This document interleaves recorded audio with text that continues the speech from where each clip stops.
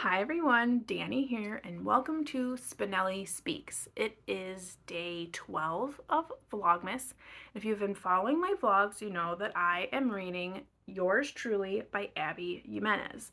A couple days ago, you saw the first two chapters, then yesterday, about midway through the book, and today I finished. Last night, I could not put this book down, and I finished it. I loved this book just as much as I loved the first one. If you're not aware, this is a second in a series, the first being Part of Your World, and that follows Alexis and Daniel. And then this book follows Bree and Jacob. Bree is best friends with Alexis from the first book. Now, before we get into far here, I wanted to give you a quick little reading. In the very front of the book, the author does provide a content guidance, and I'm just going to read that for you. It says, "This book is close to my heart for a lot of reasons, but before you dive in, I just want to give you a heads up about a few themes, including a main character who was cheated on in a past relationship, a flashback to pregnancy issue, mention of suicide, and a character who has clinical anxiety. Yet despite these heavy topics, readers will be treated to laughs and happily ever afters for all. You can find further content guidance on my Goodreads page. Thanks so much for reading, and I hope you enjoy the book. Best, Abby." And I'm not going to get too much into that topic of like trigger warnings and are they necessary and should they be in the book. I'm giving it to you because it's there, and for some of us, we do need those trigger warnings. For me, I feel like trigger warnings are a little subjective because though she's giving these trigger warnings, these are only the trigger warnings that she believes are important for the reader. Whereas after I've read the book, I feel like it's important to mention the fact that there's a lot of pregnant women in here. Maybe for some of us who had trouble getting pregnant, or some of us who have not been able to get pregnant, that would be a trigger warning that there's like 3 or 4 characters that just whoopsie daisy, you know? So, trigger warnings for me, or content guidance as it is mentioned here, are very subjective because there's a load of other things that could be trigger warnings. And I really think that things that are triggering to us are our thing, and we need to handle that. And I don't really necessarily believe that it's someone else's job to help me figure that out or navigate that in a book. Because what may be triggering to me may not be triggering to you. So I don't know. I feel like sometimes it's really unnecessary to have content guidance. But I definitely can see how some people would appreciate it. So it's nice that it's there for those of us who do appreciate it. So I thought I'd read that for you all in case that is something that you would be interested in before you're going to dive into a book like this. So like I said, this book is about Jacob and Brianna.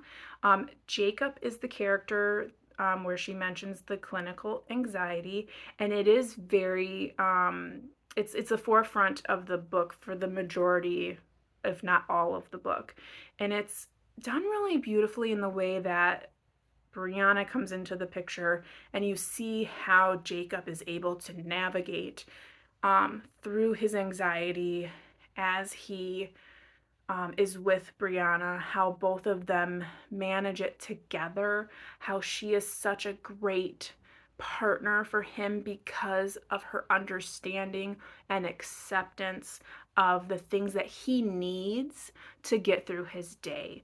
I think the mention of therapy is really great in this book, and I mentioned that before in Part of Your World. Therapy is something that is very normal, and normal is a very odd word to use because what is normal? But for the sake of what I'm trying to say, it's normalized. It's just a regular old thing.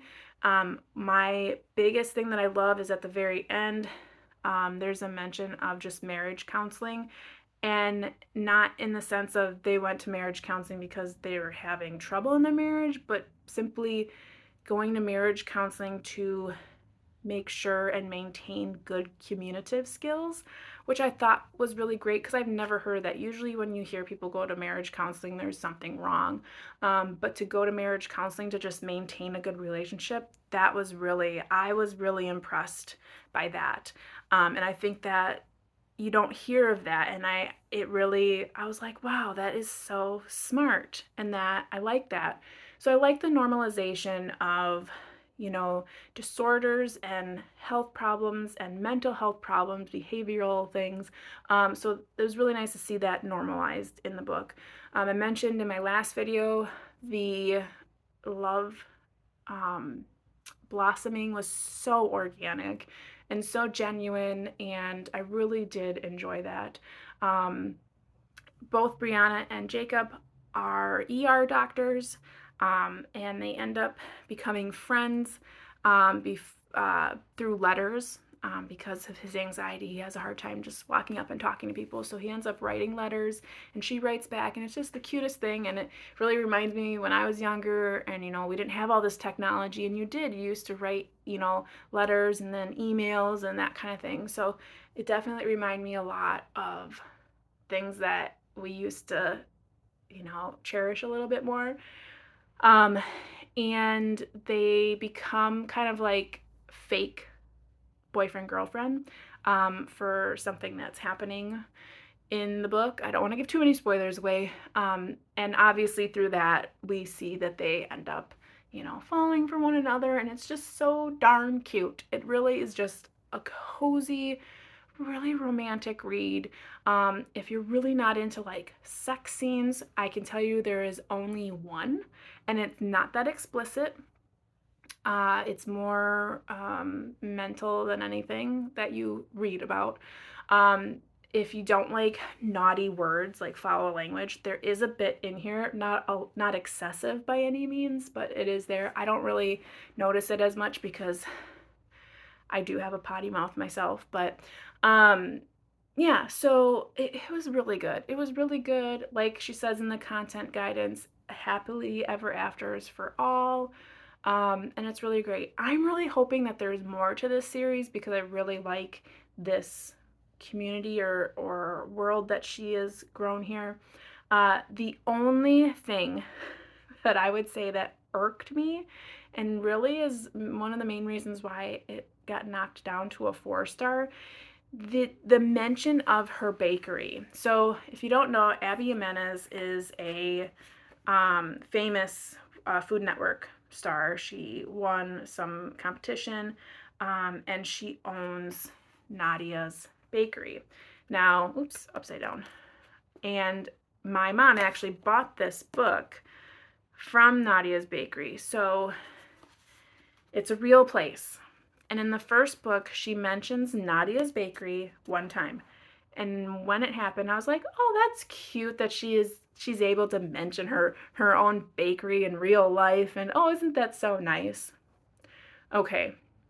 In this book, it's like 5 times.